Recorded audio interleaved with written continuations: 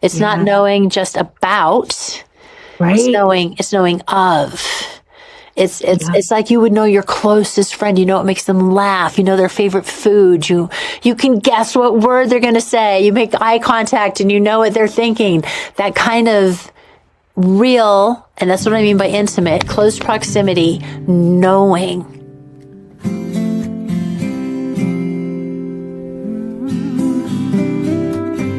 Hello, my Misfit friends. Nancy Carmichael here, your humble host and chief misfit.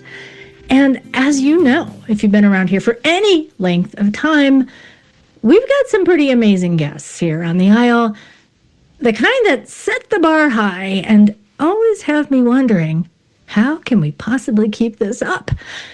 And I'm happy to report to you that the standard remains high today because we've got Stasi Eldredge with us, co-founder of Wild at Heart Ministries with her husband John, author of a bunch of books you already know about, including Captivating, Becoming Myself, Defiant Joy, and one you're about to find out about in just a minute here. Also host of the Captivated podcast. I love this woman. I love that she loves us misfits, and I just love who she is. So welcome, Stasi. Nancy, thank you so much. I love you too. I love what you do, and I fit right in here with my square wheels, and thank you for having me.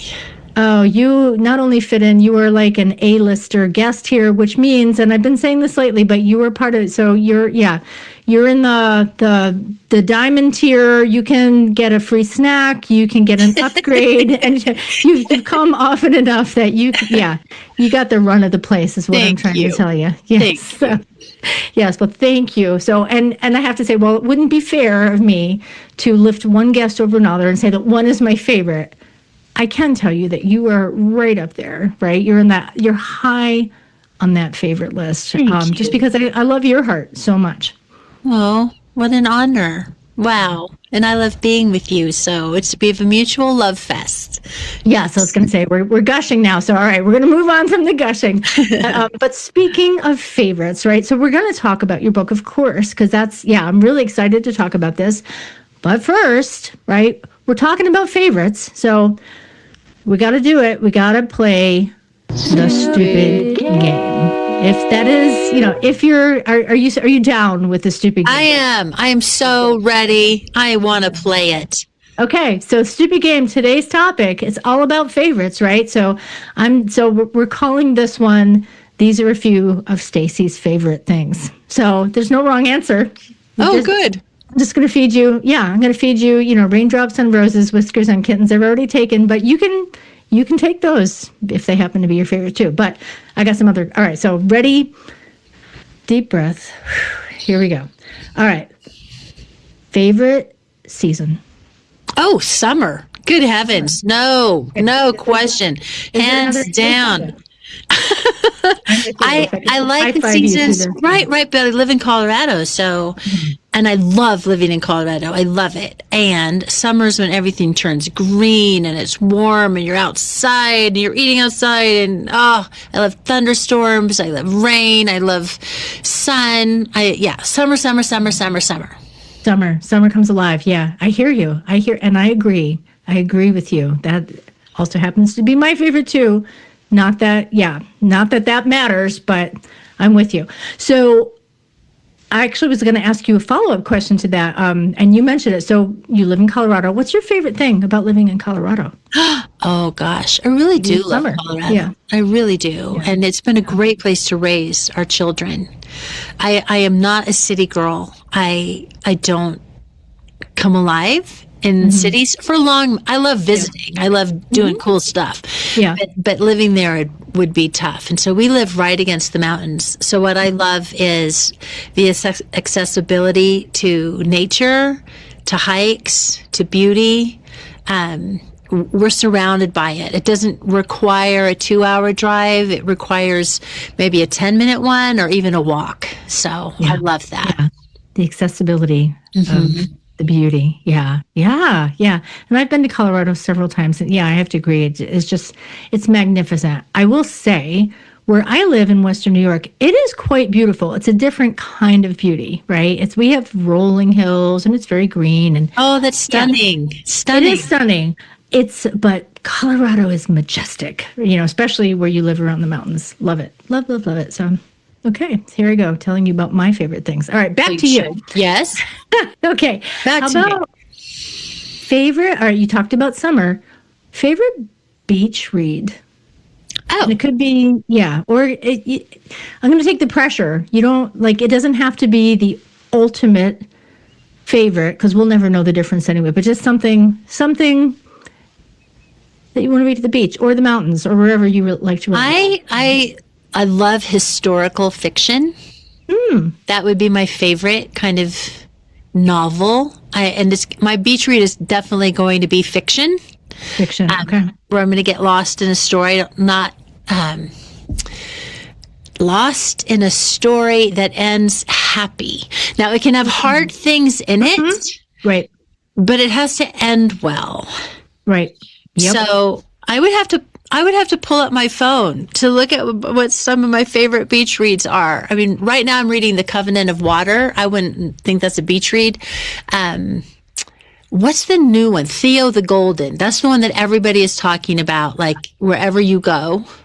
I'm not up on my beach reads. All right, I'm going to write that down. I don't think it's a beach read. I think it's a beautiful read. But anyway, I'm not really fluff. I want deep. I remember being at the beach and reading Sarah's Key, which is definitely not a, but it just being so moved. So sorry, not a great answer. Yeah, no, that's a perfect answer, because honestly, when I say beach read, I'm not even sure, yeah, you're right. It's usually something fluffy. You don't have to think, reading candy. So The Lion Women of Tehran. That was last summer's favorite read. Ah, see, you're very literary. Yeah. I don't do a lot of fiction, and I'm realizing I think I should, because I think I need to get lost in some stories. This is how I learn stuff. Lady Tance, Circle of Women, really great book. Then you learn about 15th century China, but really good. Right. In the context of a story, right? Yes. So, all right, you've convinced me. I'm going to look these books up. Okay. What's your favorite song lately? You could do, all right, could go all time, but yeah. Oh, yeah. No, the worship song I'm in right now, because it's going to be a worship song. It's going to be something that sends me right now, One Day by Harborside Music. I love that one. Okay. I Still Choose You by Anna Golden. Oh, yeah. I like her. What's this other one that I'm really, really liking a lot? Oh, Have This Heart Again by Kingdom Culture Worship. Oh, you were plugged into some great, because I have really eclectic taste, but I love learning about new music. So yeah, you're giving me some new ones. So. Good. Yeah. Okay. And when you come across a favorite, is it on repeat, or do you make a playlist of all your? I'm always doing playlists. I've got my March 26th playlist. Now I have my April 26th playlist, and sometimes they're exact same song on it, because I don't even think, because that's not even. It's so hard. What are some of your favorite songs? So many fabulous ones. Okay, how about this one? Do you know this one? So Be It by Tiffany Hudson. So Be It. I bet I do. Oh, that's loud and rockin' hallelujah song. And then Wounded One by Davy Flowers. Okay, that one has totally been on repeat. All right.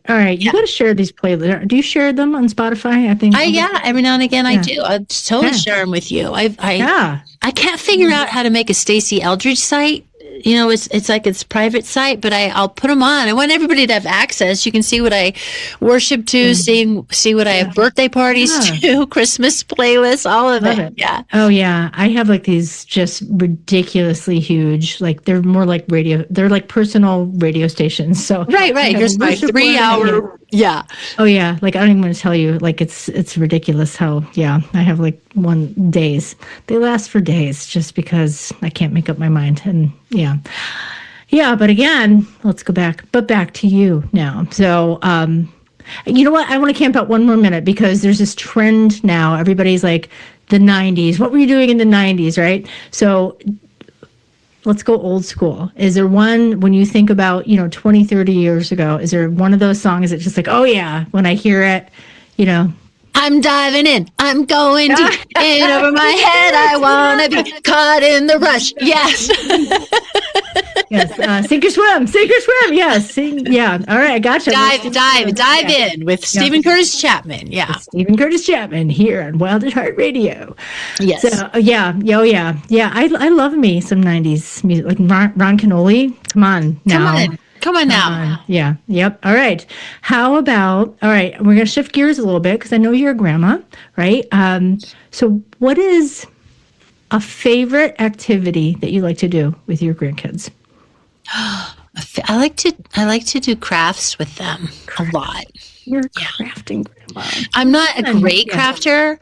I am a 4, 5, 6-year-old crafter. That is that's my level, whether it's paint or glue or decorating a gingerbread house or painting a sun catcher or using stuff. I really love doing that. I love whenever I go over, I usually have a bag of stuff. They're like, what's in the bag? Oh, you're like magical grandma with her bag of stuff. So I'm going to tell you, that's the best kind of crafting to be, because it's about fun and about freedom and about creativity. And it's not about perfection, right? You're just having fun with them. We're just having fun. Yeah. And that's what unleashes creativity. So good on ya. Thanks. That's amazing. So, okay. All right.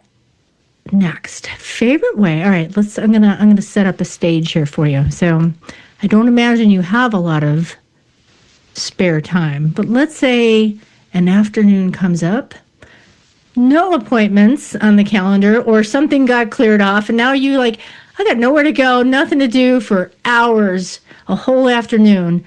What would be your favorite thing to do? How would you spend that time? I'm probably going to stay home in the quiet. And if I'm not going to, I'm not doing laundry or planning meals or doing grocery shopping, then I'm going to do a couple of things I have a whole afternoon. I'm going to take my dogs for a walk. I have 2 golden retrievers that I love. And I'm going to read, or I might go to a movie.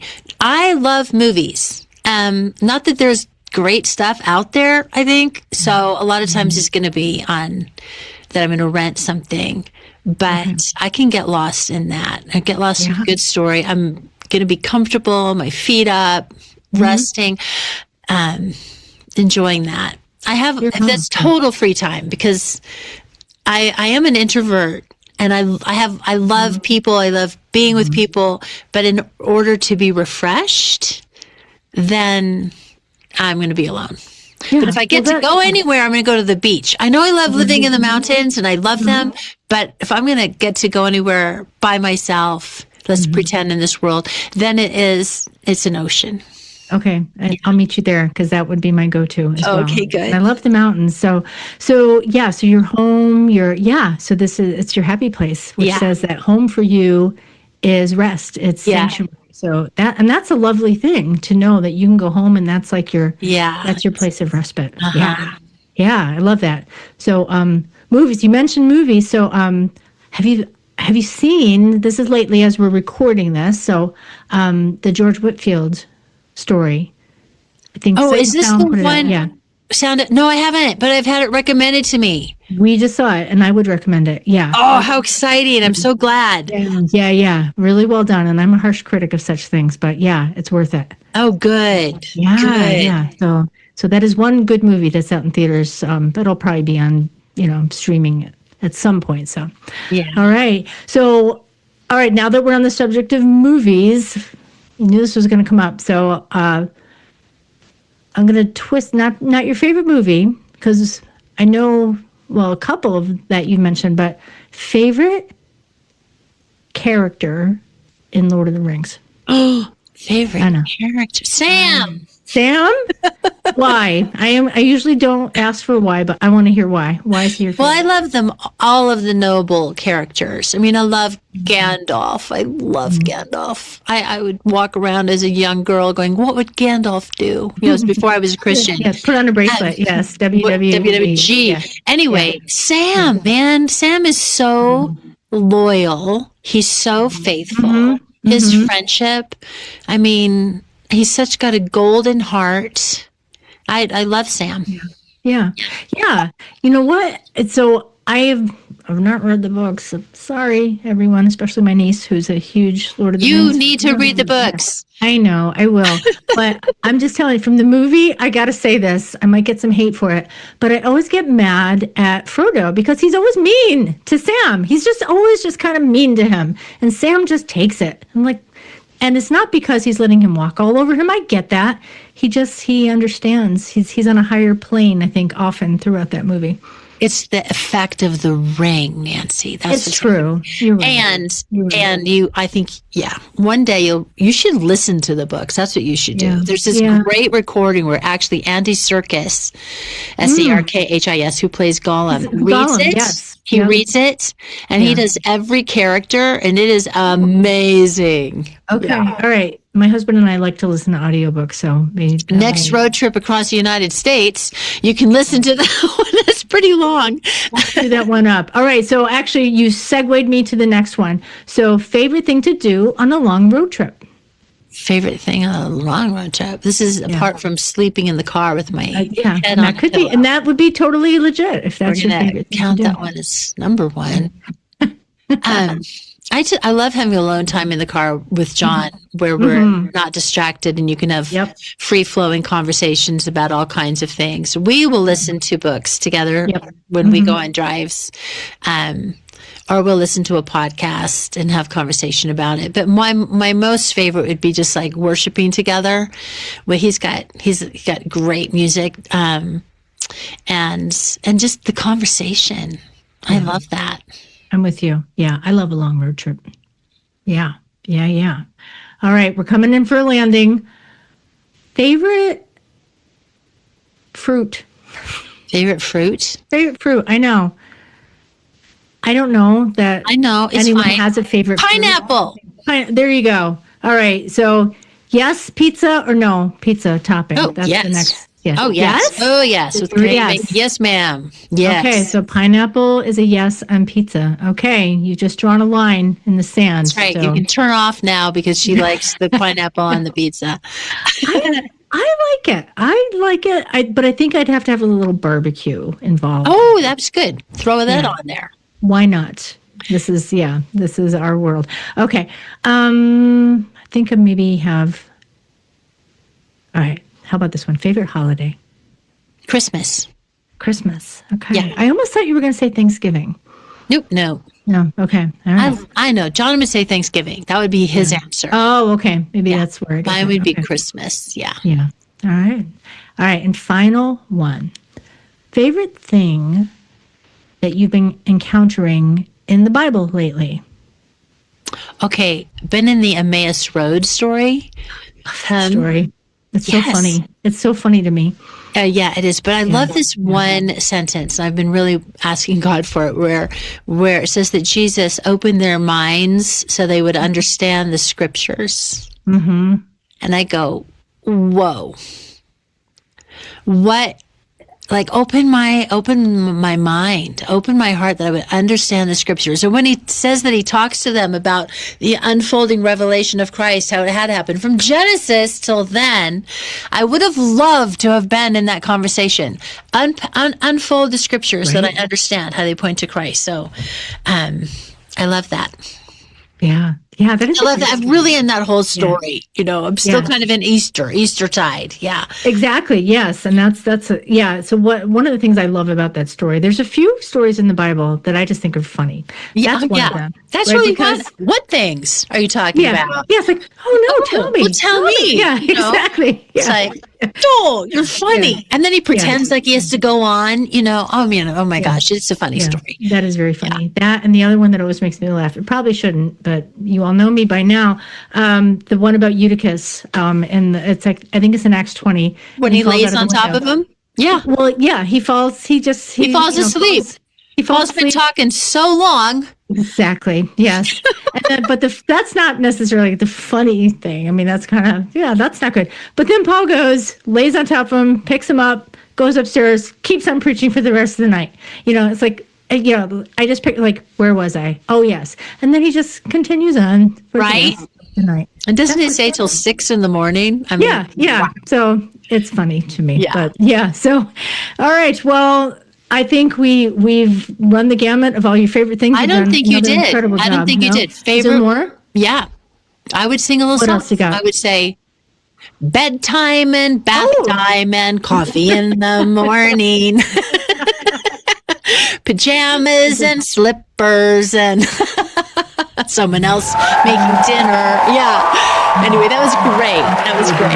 Yeah, well, it's good. It's good to get to know some of your favorites, right? And so what I wanted to do next is, so I actually polled some of my ladies and some of the, so, I'm really fortunate to be connected to some wonderful ladies groups here in Western New York. And some of them are doing your captivating studies. Some of them are doing captivating fires, and, and so they're all in, and they love this message of the heart. So I happened to mention to some of them, hey, guess what? Guess who I'm going to be talking to? And and I asked them, what would you ask Stasi, right? So we're going to move into Ask Stasi. So I just got a few here. So just going to throw maybe a couple questions at you, if that's A-okay. Great. Okay. Yep. Okay. So the first question comes from a good friend of mine, and I'm going to paraphrase her question. She's got a beautiful 10-year-old daughter. And she's just this beautiful young lady, and she's just getting to that time in a young girl's life where she's getting aware of outward appearance things and people's input and observations, and some of the maybe not kind things that people say. So I guess, my friend's question is, as she's talking with her daughter, how do you navigate through like body image, weight, just appearance, and how do you navigate through those conversations in a gracious way to be honest, but also to address her heart issues? Okay, first thing I would say, the daughter is paying attention to her mom. So how is her mom, how is your friend talking about her body? Is she saying, oh, I just need to lose 15 pounds? Or if I'm going to lose 10 pounds? Or if I can just get my thighs down? Oh, my stomach. Or is she saying nothing negative about her body, but thanking God for it? Blessing her body. Not saying I'm going to, not letting it eke out that I wish I was different, or when I am different, then I'm going to be more worthy of love or worthy as a woman. These things seep out of us. Yeah. They seep out. How is she eating? Is she saying, oh, no dessert for me ever? How is she treating her body? What is her relationship with food? Because that is what's getting passed on to her daughter, with or without words. So that's first lesson in between. So seeking pay attention. Pay attention and healing in your own relationship with food and with your body. Like, we're meant to enjoy food. And I would really, and she probably already has, and if she hasn't, I'm sure she already has, but intuitive eating. We really want to learn that at whatever age we're at, where we are tuned into our body. What does it feel like to be full? What does it feel? I don't want any more. Why don't I'll stop now, and, in 15 minutes and I'm hungry again, then I'll eat more. But maybe, just like, or what is it I'm hungry for? Just paying attention to your body and honoring that. So, clean plate clubs, those circumvent your intuitive eating skill. Or maybe you need to taste something, like you want to expose their palate to all kinds of different foods. So I think that's a good thing, not to force them to eat all of it, but they do need to have like a couple of bites of it, And then to bless your daughter's body, use words like strong, capable.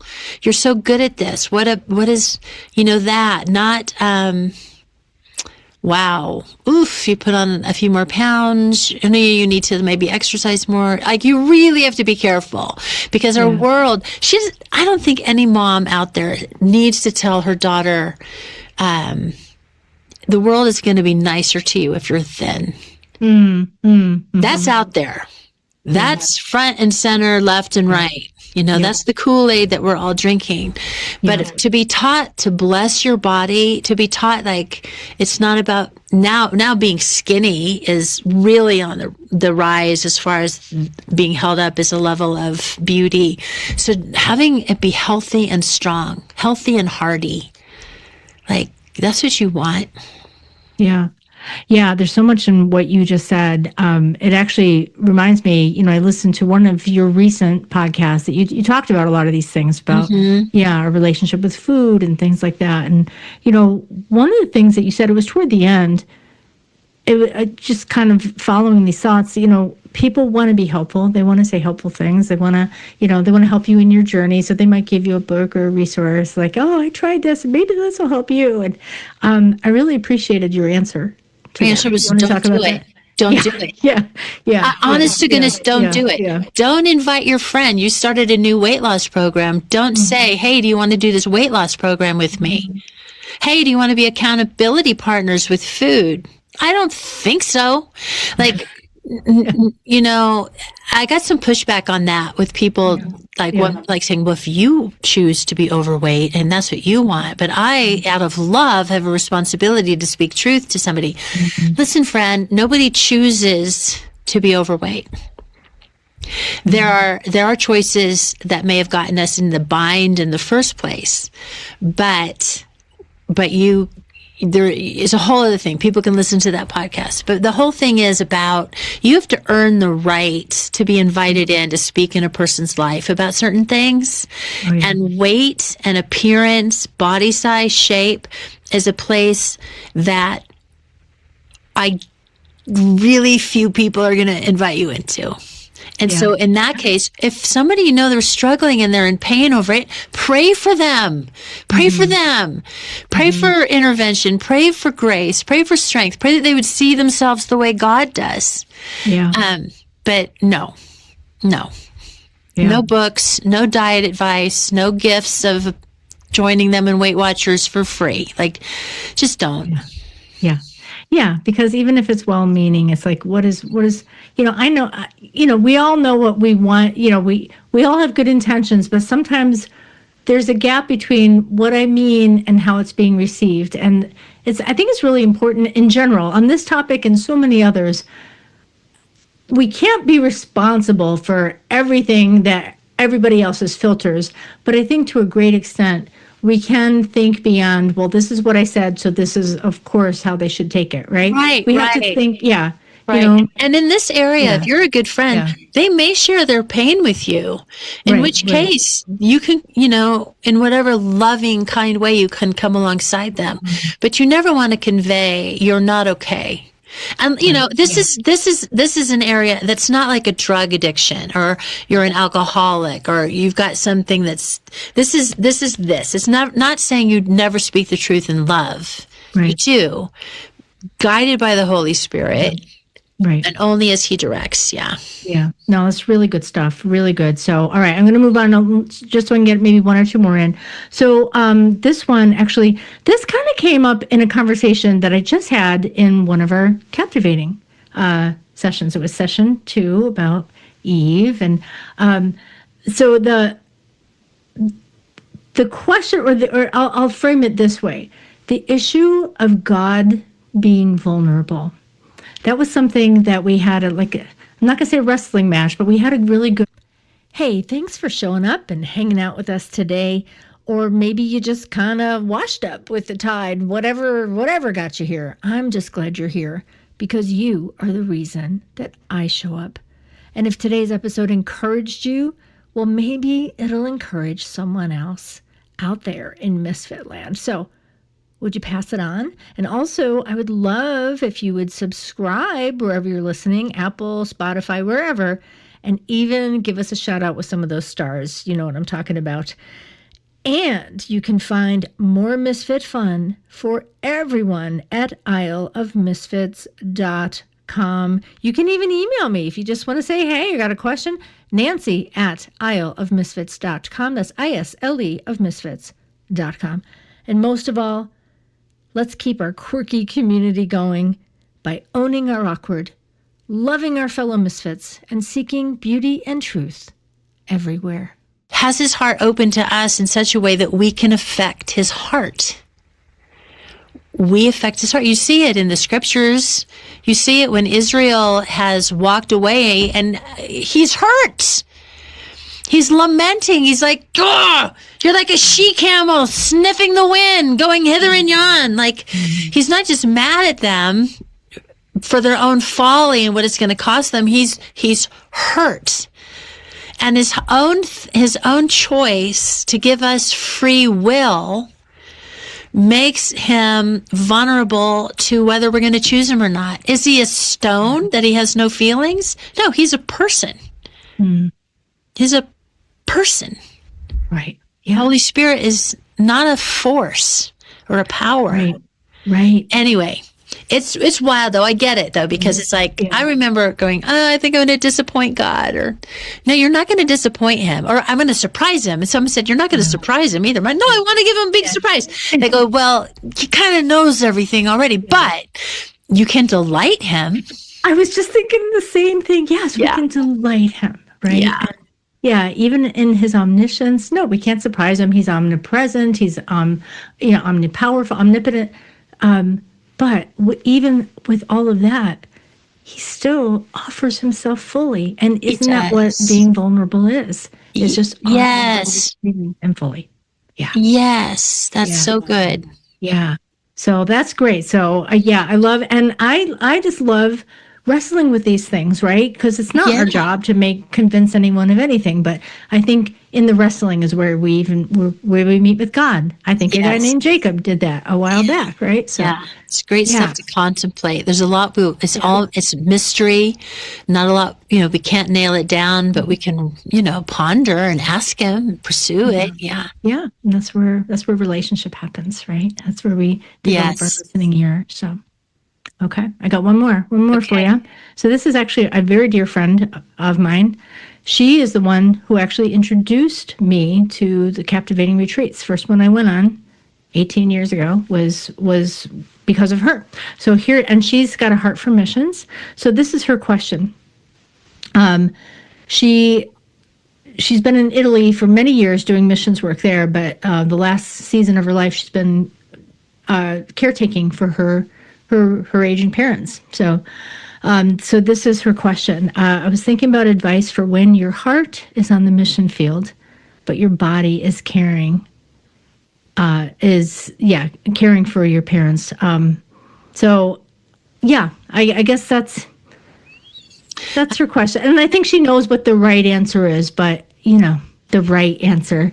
I think these are a beautiful segue from the previous question.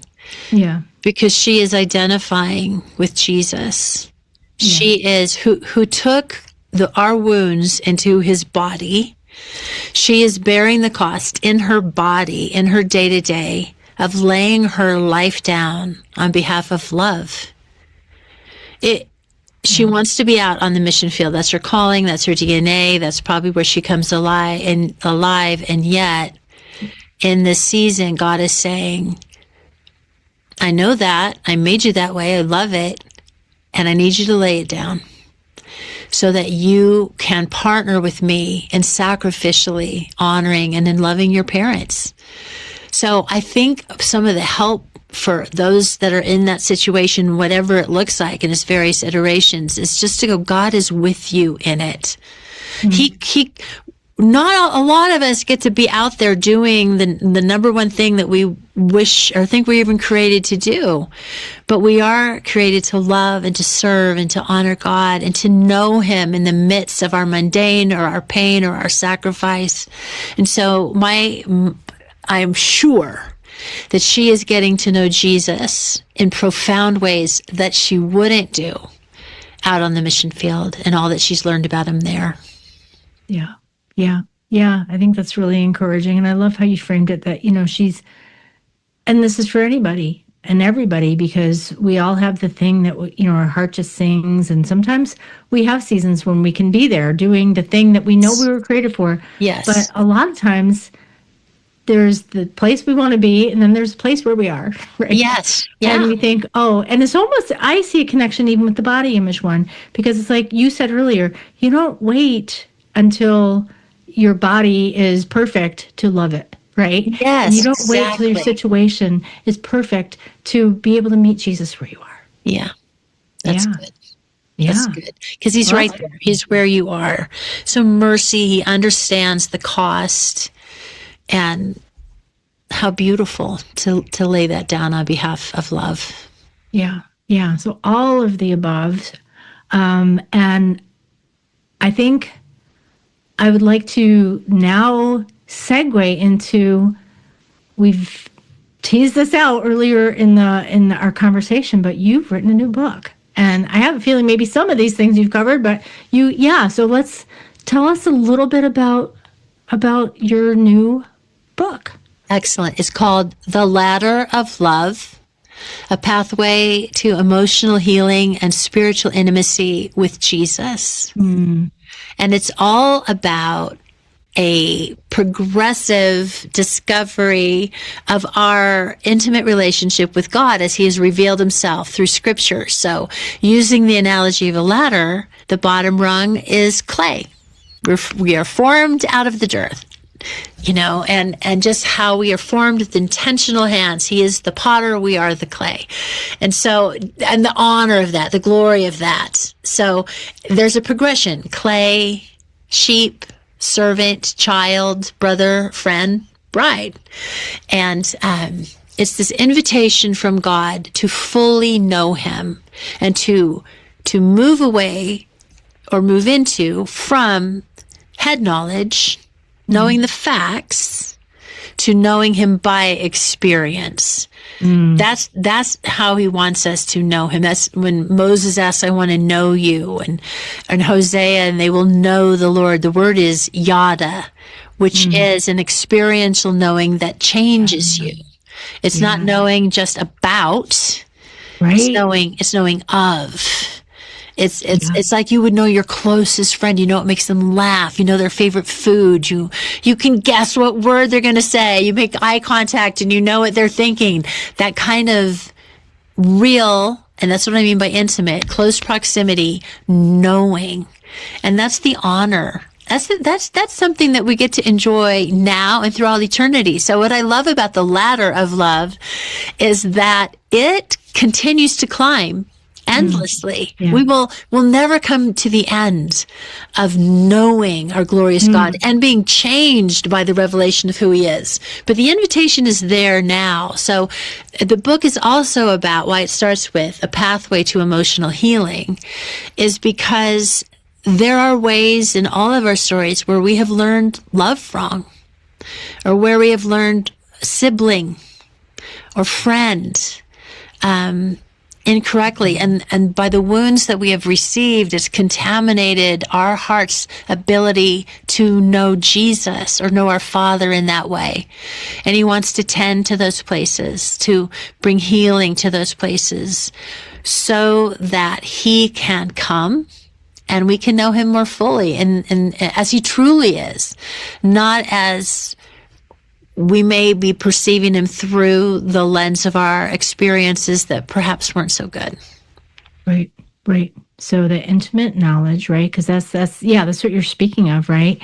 The intimate knowledge of Jesus, like to know someone is to know them on a level that goes beyond just information. Well, right? Because we what can makes do that. them laugh? What makes them mad? Yeah. What makes them getting? Yeah. What makes them angry? Yeah. What does the sound of the footsteps? What's the word they're going to choose? What does the shift in their countenance mean? To really know him, and that's the invitation through Revelation back to Genesis. Come close, come to me, come and know me. And it's in knowing him that we're transformed. Right. And I would say that what I'm hearing from you is I'm extrapolating a little bit, but I think this is what we're getting at. It's not just, even as good as it is to know, like I know these intimate details about you. I mean, thanks to Google and whatever, we can even learn a lot of intimate details. Like we learn some of your favorite things, but to really know somebody happens in the context of a relationship, right? It does. And it increases over time. Yeah. It takes time. Yeah, and that's the ladder, right? The ladder that you speak of, because I think of Narnia, farther up and farther in. Farther up, further in. And here's the other cool thing is when you climb a ladder, you don't lose the rungs that are below you. So you're climbing, but you are always clay. And you are always a sheep. Always he is our shepherd. So it doesn't diminish those capacities or those revelations of who we are and who he is. But we can get stuck in one iteration of our relationship. And I think that for women, it's really easy for us to get stuck as servant. Because you love him. Yep. You're devoted to him, then you want to serve him, and he wants you to. What you do to the least of these, you're doing it for me. And yes, there's glory and honor, and you're mirroring Jesus, who is the servant of all, in being a servant. Yes, glory, and you're also the beloved child. You are also the brother. You're also the friend. I mean, oh my goodness, what is that? Like, so it's embracing all that you are and climbing higher. Yeah. I love that imagery because it doesn't, like as you said, it doesn't cancel out, right? The next rung doesn't cancel out any of the other. It's that and, right? Yes. Yeah. That's beautiful. And I know you had done a retreat on this theme last fall, right? In the fall of 2025. So Wild at Heart Ministries that we're part of. Yep. I'm a part of is we'll be doing another one in October of this year. In fact, registration's opening up for that in the middle of May. If anyone's interested in learning more, mark your calendar. Mark your calendar. Get on wildatheart.org and you can look it up. But that is a 4-day gorgeous event of introducing why a ladder, and then let's go. Let's climb the ladder. Yeah, and let's address your story of love because that's always a mixed bag. Oh, we live in a broken world, even with the best of stories. There's that. So we do a retreat. We'll be doing it again in October, and the book actually comes out October 6th. So I'm excited about it. There's a curriculum, filmed a curriculum. There's a study guide to go along with it for small groups or churches groups to do. Anyway. All right. Game on, ladies. So I'm excited anticipating this. So let me ask you this question.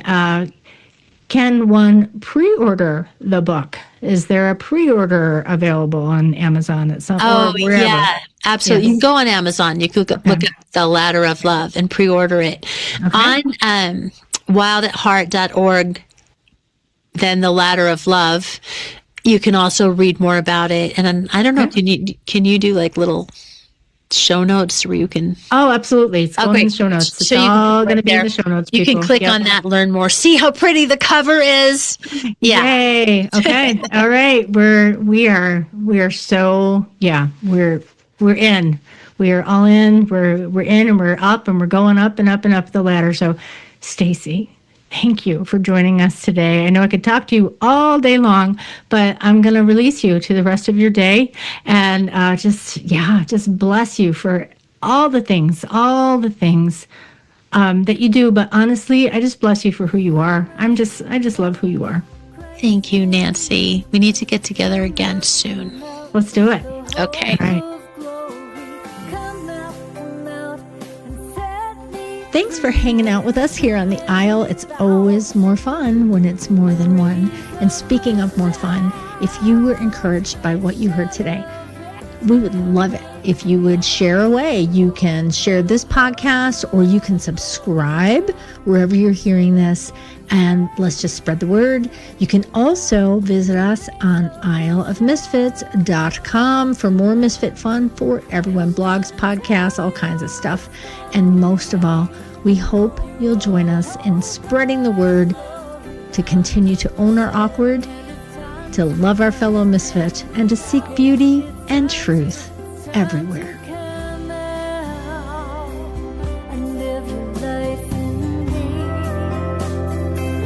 We're gonna live so free. We're gonna live